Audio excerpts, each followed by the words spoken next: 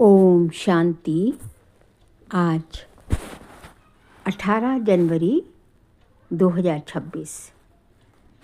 आज अव्यक्त वाणी है। आज हमारे परम प्रिय प्राण प्रिय ब्रह्मा बाबा का पुण्यतिथि है। तो आज ब्रह्मा बाबा की ही वाणी चलेगी। तो वाणी का शीर्षक है बाप दादा के अनमोल महावाक्य पिताश्री जी के पुण्य स्मृति दिवस पर प्रातः क्लास में सुनाने के लिए। मीठे बच्चे, ज्ञान रत्नों से झोली भरकर दान भी करना है। जितना दूसरों को रास्ता बताएंगे उतना आशीर्वाद मिलेगी। मीठे बच्चे, ज्ञान रत्नों से झोली भरकर दान भी करना है। जितना दूसरों को रास्ता बताएंगे उतना आशीर्वाद मिलेगी। ओम शांति। मीठे बच्चों को ये पक्का याद रखना है कि शिव बाबा हमको पढ़ाते हैं। शिव बाबा पतित पावन भी हैं, सद्गति दाता भी हैं। सद्गति माना स्वर्ग की राजाई देते हैं। बाबा कितना मीठा है, कितना प्यारा है, कितना प्यार से बच्चों को बैठ पढ़ाते हैं। बाप दादा द्वारा हमको पढ़ाते हैं। बाप दादा द्वारा हमको पढ़ाते हैं। बाबा कितना मीठा है, कितना प्यार करते हैं। कोई तकलीफ़ नहीं देते, सिर्फ कहते हैं मुझे याद करो और चक्र को याद करो। बाप की याद में दिल एकदम ठर जानी चाहिए, शीतल हो जानी चाहिए। एक बाप की ही याद सतानी चाहिए, क्योंकि बाप से वर्षा कितना भारी मिलता है। अपने को देखना चाहिए हमारा बाप के साथ कितना लव है, कहाँ तक हमारे में देवी गुण हैं। क्योंकि तुम बच्चे अब कांटों से फूल बन रहे हो। जितना जितना योग में रहेंगे उतना कांटों से फूल सतो प्रधान बनते जाएंगे। फूल बन गए फिर यहाँ रह नहीं सकेंगे। फूलों का बगीचा है ही स्वर्ग। जो बहुत कांटों को फूल बनाते हैं उन्हें ही सच्चा खुशबूदार फूल कहेंगे।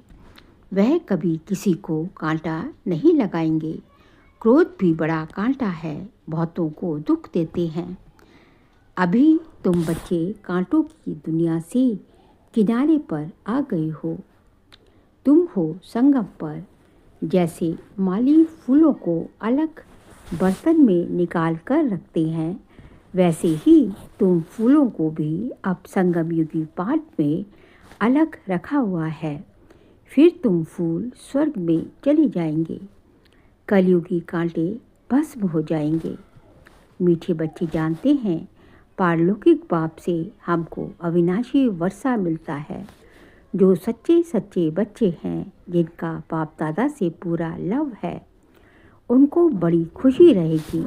हम विश्व का मालिक बनते हैं। हाँ, पुरुषार्थ से ही विश्व का मालिक बना जाता है, सिर्फ कहने से नहीं।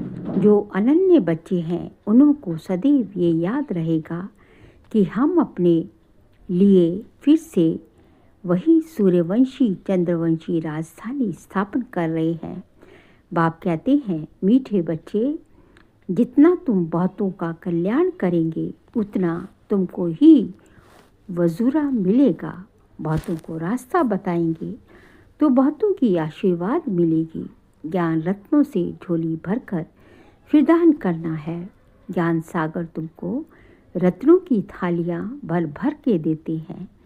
उन रत्नों का जो दान करते हैं वही सबको प्यारे लगते हैं। बच्चों के अंदर में कितनी खुशी होनी चाहिए। सेंसिबल बच्चे जो होंगे वह तो कहेंगे हम बाबा से पूरा ही वर्षा लेंगे, एकदम चटक पड़ेंगे। बाप से बहुत लव रहेगा, क्योंकि जानते हैं प्राण देने वाला बाप मिला है। नॉलेज का वरदान ऐसा देते हैं जिससे हम क्या से क्या बन जाते हैं। इंसॉल्वेंट से सॉल्वेंट बन जाते हैं। इतना भंडारा भरपूर कर देते हैं। जितना बाप को याद करेंगे उतना लव रहेगा, कशिश होगी। सुई साफ होती है तो चकमक चुंबक तरफ खिंच जाती है। बाप की याद से कष्ट निकलती जाएगी, एक बाप के सिवाय और कोई याद ना आए। बाप समझाते हैं, मीठे बच्चे अब गफलत मत करो, स्वदर्शन चक्रधारी बनो, लाइट हाउस बनो। स्वदर्शन चक्रधारी बनने की प्रैक्टिस अच्छी हो जाएगी तो फिर तुम जैसे ज्ञान का सागर हो जाएंगे। जैसे स्टूडेंट पढ़कर टीचर बन जाते हैं, तुम्हारा धंधा ही ये है। सबको स्वदर्शन चक्रधारी बनाओ, तभी चक्रवर्ती राजा बनेंगे। सबको स्वदर्शन चक्रधारी बनाओ, तभी यह चक्रवर्ती राजा बनेंगे। इसलिए बाबा सदैव बच्चों से पूछते हैं, स्वदर्शन चक्रधारी हो बैठे हो? बाप भी स्वदर्शन चक्रधारी है ना? बाप आए हैं तुम मीठे बच्चों को वापस ले जाने। तुम बच्चों बिगर हमको भी जैसे बेआरामी होती है। जब समय होता है तो बेआरामी हो जाती है।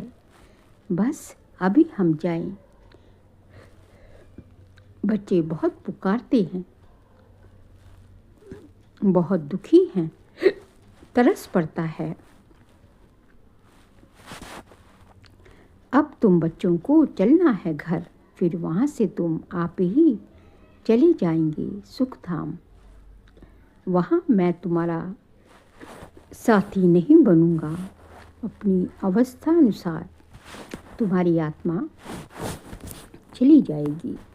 जितना तुम बच्चे बाप की याद में रहेंगे उतना दूसरों को समझाने का असर होगा। तुम्हारा बोलना ज़्यादा नहीं होना चाहिए। आत्म अभिमानी हो, थोड़ा भी समझाएंगे तो तीर लगेगा। बाप कहते हैं, बच्चे बीती सो बीती, अब पहले अपने को सुधारो। खुद याद करेंगे नहीं, दूसरों को कहते रहेंगे, ये ठगी चल ना सके, अंदर दिल जरूर खाती रहेगी। बाप के साथ पूरा लव नहीं है तो श्रीमत पर चलते नहीं हैं। बेहद के बाप जैसी शिक्षा तो कोई और दे ना सके। बाप कहते हैं, मीठे बच्चे इस पुरानी दुनिया को अब भूल जाओ, पिछाड़ी में तो ये सब भूल ही जाना है। बुद्धि लग जाती है अपने शांति धाम और सुख धाम में। बाप को याद करते करते बाप के पास चले जाना है। पतित आत्मा तो जा न सके, वह है ही पावन आत्माओं का घर। ये शरीर 5 तत्वों से बना हुआ है। जो 5 तत्व यहाँ रहने के लिए खींचते हैं, क्योंकि आत्मा ने ये जैसे प्रॉपर्टी ली हुई है, इसलिए शरीर में ममत्व हो गया है। अब इनसे ममत्व निकाल जाना है अपने घर। वहाँ तो ये 5 तत्व है नहीं। सतयुग में भी शरीर योग बल से बनता है। सतो प्रधान प्रकृति होती है, इसलिए खींचती नहीं, दुख नहीं होता। ये बड़ी महीन बातें हैं समझने की। यहाँ 5 तत्व का बल आत्मा को खींचता है, इसलिए शरीर छोड़ने की दिल नहीं होती है। नहीं तो इसमें और ही खुश होना चाहिए। पावनपन शरीर ऐसे छोड़ेंगे जैसे मक्खन से बाल। तो शरीर से सब चीज़ों से ममत्व एकदम मिटा देना है। इससे हमारा कोई कनेक्शन नहीं। बस हम जाते हैं बाबा के पास। इस दुनिया से अपना बैगेज तैयार कर पहले से ही भेज दिया है। साथ में तो चल न सके, बाकी आत्माओं को जाना है। शरीर को भी यहाँ छोड़ देना है। बाबा ने नए शरीर का साक्षात्कार करा दिया है। हीरे जवाहरों के महल मिल जाएंगे। ऐसे सुखधाम में जाने लिए कितनी मेहनत करनी चाहिए। थकना नहीं चाहिए। दिन रात बहुत कमाई करनी है। इसलिए बाबा कहते हैं, नींद को जीतने वाले बच्चे मामी कम याद करो और विचार सागर मंथन करो। ड्रामा के राज को बुद्धि में रखने से बुद्धि एकदम शीतल हो जाती है। जो महारथी बच्चे होंगे वह कभी हिलेंगे नहीं। शिव बाबा को याद करेंगे तो वे संभाल भी करेंगे। बाप तुम बच्चों को दुख से छुड़ाकर शांति का दान देते हैं। तुमको भी शांति का दान देना है। तुम्हारी ये बेहद की शांति अर्थात योग बल दूसरों को भी एकदम शांत कर देगा। तुम बाप की याद में रहकर फिर देखो ये आत्मा हमारे कुल की है या नहीं। अगर होगी तो एकदम शांत हो जाएगी। जो इस कुल के होंगे उन्हों को ही इन बातों से रस बैठेगा। बच्चे याद करते हैं तो बाप भी याद करते हैं। आत्मा को प्यार किया जाता है। ये भी जानते हैं जिन्होंने बहुत भक्ति की है वे ही ज़्यादा पढ़ेंगे। उनके चेहरे से मालूम पड़ता जाएगा कि बाप में कितना लव है। आत्मा बाप को देखती है। बाप हम आत्माओं को पढ़ा रहे हैं। बाप भी समझते हैं हम इतनी छोटी बिंदी आत्मा को पढ़ाता हूँ। आगे चल तुम्हारी ये अवस्था हो जाएगी। समझेंगे हम भाई भाई को पढ़ाते हैं। शक्ल बहन की होते भी दृष्टि आत्मा तरफ जाए, शरीर पर दृष्टि बिल्कुल ना जाए। इसमें बड़ी मेहनत है। ये बड़ी महीन बातें हैं, बड़ी ऊंच पढ़ाई है। वजन करो तो इस पढ़ाई का तरफ बहुत भारी हो जाएगा। अच्छा, मीठे मीठे सिके लते बच्चों प्रति माता पिता बाप दादा का याद प्यार और गुड मॉर्निंग। रूहानी बाप की रूहानी बच्चों को नमस्ते। हम रूहानी बच्चों की रूहानी बाप दादा को नमस्ते नमस्ते, गुड मॉर्निंग। शुक्रिया बाबा, शुक्रिया। फिर यह एक और मुरली है। महावीर बच्चों के संगठन की विशेषता। एक रस एक टिक स्थिति। महावीर बच्चों के संगठन की विशेषता एक रस एक टिक स्थिति 9/12/1975 की है। महावीर अर्थात विशेष आत्मा। ऐसे महावीर विशेष आत्माओं के संगठन की विशेषता वर्तमान समय यही होनी चाहिए जो एक ही समय सबकी एक रस एक टिक स्थिति हो।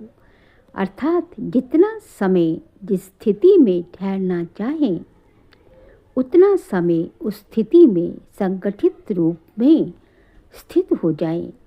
संगठित रूप में सबके संकल्प रूपी उंगली एक हो। जब तक संगठन की ये प्रैक्टिस नहीं है तब तक सिद्धि नहीं होगी। संगठन में अभी ऑर्डर हो कि 5 मिनट के लिए व्यर्थ संकल्प बिल्कुल समाप्त कर बीज रूप पावरफुल स्थिति में एक रस स्थित हो जाओ तो ऐसा अभ्यास है। ऐसे नहीं कोई मनन करने की स्थिति में हो, कोई रूहानियत कर रहा हो और कोई अव्यक्त स्थिति में हो। ऑर्डर है बीज रूप होने का और कर रहे हैं रूह रिहान, तो ऑर्डर नहीं मानना। ये अभ्यास तब होगा जब पहले व्यर्थ संकल्पों की समाप्ति करेंगे। हलचल होते ही व्यर्थ संकल्पों के हैं। इन व्यर्थ संकल्पों की समाप्ति के लिए अपने संगठन को शक्तिशाली व एकमत बनाने के लिए कौन सी शक्ति चाहिए? इसके लिए एक तो विश्वास, दूसरा समाने की शक्ति चाहिए। संगठन को जोड़ने का धागा है विश्वास अर्थात फेथ।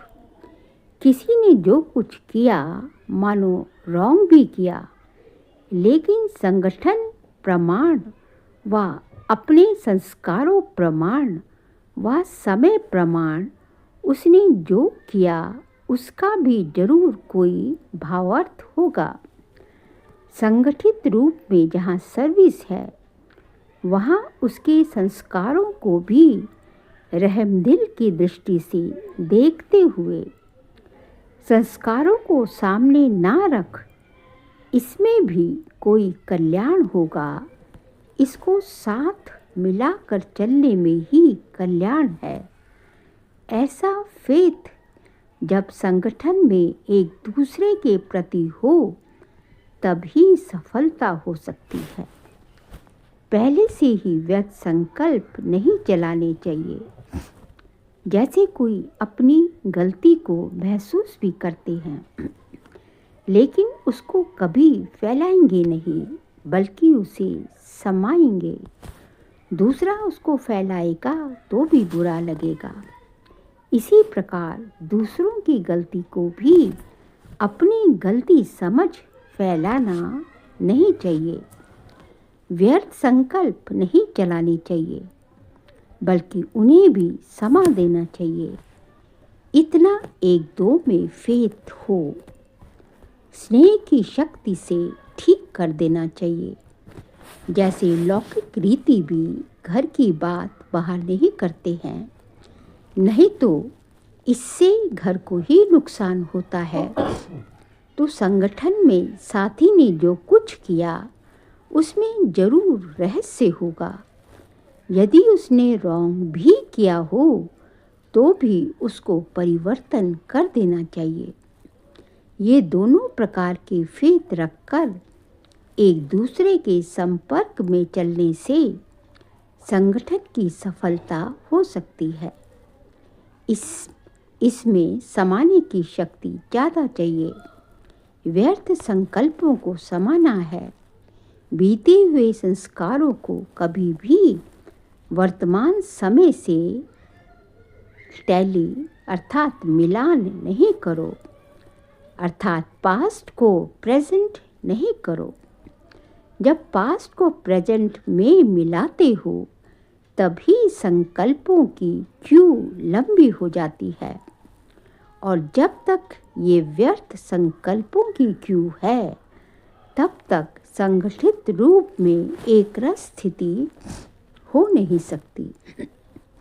दूसरे की गलती सो अपनी गलती समझना, ये है संगठन को मजबूत करना। ये तब होगा जब एक दूसरे में फेथ होगा। परिवर्तन करने का फेथ या कल्याण करने का फेथ, इसमें समाने की शक्ति जरूर चाहिए। देखा और सुना उसको बिल्कुल समा कर वही आत्मिक दृष्टि और कल्याण की भावना रहे। जब अज्ञानियों के लिए कहते हो कि अपकारियों पर उपकार करना है तो संगठन में भी एक दूसरे के प्रति रहम की भावना रहे।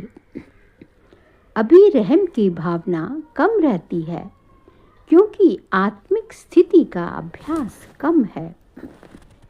ऐसा पावरफुल संगठन होने से ही सिद्धि होगी। अभी आप सिद्धि का आह्वान करते हो लेकिन फिर आपके आगे सिद्धि स्वयं झुकेगी। जैसे सतयुग में प्रकृति दासी बन जाती है वैसे सिद्धि आपके सामने स्वयं झुकेगी। सिद्धि आप लोगों का आह्वान करेगी। जब संगठन में एक रस एक मत होगा तब सिद्धि आपकी दासी बन जाएगी। बाबा कह रहे हैं सिद्धि आप लोगों का आह्वान करेगी।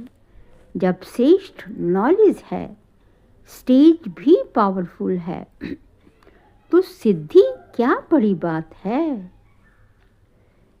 सदाकाल एक रस स्थिति में रहने वालों को सिद्धि प्राप्त न हो ये तो हो ही नहीं सकता। लेकिन इसके लिए संगठन की शक्ति चाहिए। एक ने कुछ बोला, दूसरे ने स्वीकार किया। सामना करने की शक्ति ब्राह्मण परिवार के आगे यूज नहीं करनी है, वो तो माया के आगे यूज करनी है। ब्राह्मण परिवार के आगे कौन सी शक्ति यूज करनी है? समाने की शक्ति। परिवार से सामना करने की शक्ति यूज करने से संगठन पावरफुल नहीं होता है। कोई भी बात नहीं जचती तो भी एक दूसरे का सत्कार करना चाहिए। उस समय किसी के संकल्प व बोल को कट नहीं करना चाहिए। इसलिए अब समाने की शक्ति का धारण करो। संगठित रूप में आप ब्राह्मण बच्चों की आपस के संपर्क की भाषा भी अव्यक्त भाव की होनी चाहिए।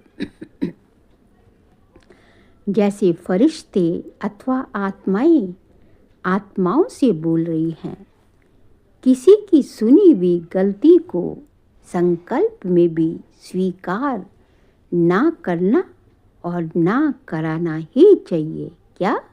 किसी की सुनी हुई गलती को संकल्प में भी ना स्वीकार करना और ना दूसरों को कराना चाहिए।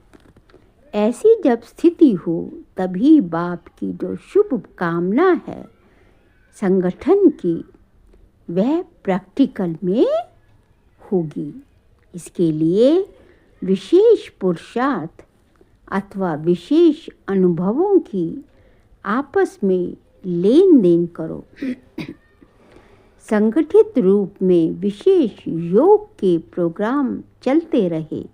किस लिए? कि शुभ बाबा की जो शुभ कामना है कि संगठन की शक्ति मजबूत हो, उसके लिए बाबा कहते हैं आपस में प्रोग्राम चलते रहे, योग के प्रोग्राम चलते रहे। तो विनाश ज्वालाओं का आपस में विशेष अनुभवों के आपस में लेन देन करो।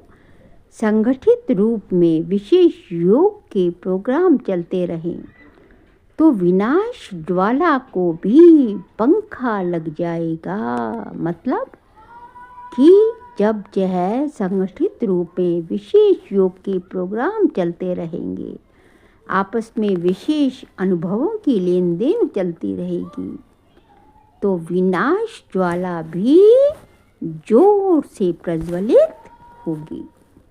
योग अग्नि से विनाश की अग्नि जलेगी। जब ब्राह्मण बच्चों में योग की अग्नि तीव्र ज्वाला स्वरूप धारण करेगी, तब जो है विनाश की अग्नि भी जो है उसको वेग को पकड़ेगी। विनाश की अग्नि भी तेज होगी। पंखा लगेगा, मतलब पंखा लगने से क्या होता है? आग जो है बहुत जल्दी फैलती है ना। तो यही बाबा कह रहे हैं कि जब बच्चों की योग अग्नि जो है बहुत तेज हो जाएगी, योग अग्नि जो है ज़्यादा रूप से फैलेगी, ज़्यादा वेग से फैलेगी, तो विनाश की अग्नि भी तेज हो जाएगी। अच्छा, ओम शांति। हम रूहानी बच्चों की रूहानी बाप दादा को नमस्ते नमस्ते, गुड मॉर्निंग, शुक्रिया बाबा, शुक्रिया। फिर आज का वरदान है, व्यक्त में रहते अव्यक्त फरिश्ते रूप का साक्षात्कार कराने वाले सफ़ेद वस्त्रधारी और सफ़ेद लाइट धारी भव। व्यक्त में रहते अव्यक्त फरिश्ते रूप का साक्षात्कार कराने वाले सफ़ेद वस्त्रधारी और सफ़ेद लाइट धारी भव। जैसे अभी चारों ओर ये आवाज़ फैल रहा है कि ये सफ़ेद वस्त्रधारी कौन है और कहाँ से आए हैं, ऐसे अब चारों ओर फरिश्ते रूप का साक्षात्कार कराओ इसको कहा जाता है डबल सेवा का रूप। जैसे बादल चारों ओर छा जाते हैं, ऐसे चारों ओर फरिश्ते रूप से प्रकट हो जाओ। जहाँ भी देखे तो फरिश्ते ही फरिश्ते नजर आएं। लेकिन ये तब होगा जब शरीर से डिटैच होकर अंतर्वाहक शरीर से चक्र लगाने के अभ्यासी होंगे। जब सूक्ष्म शरीर की जो है सेवा शुरू होगी, तभी जो है ये जो है काम फरिश्ते रूप होगी। फरिश्ते रूप जहाँ तहाँ नजर आएंगे। मनसा पावरफुल होगी।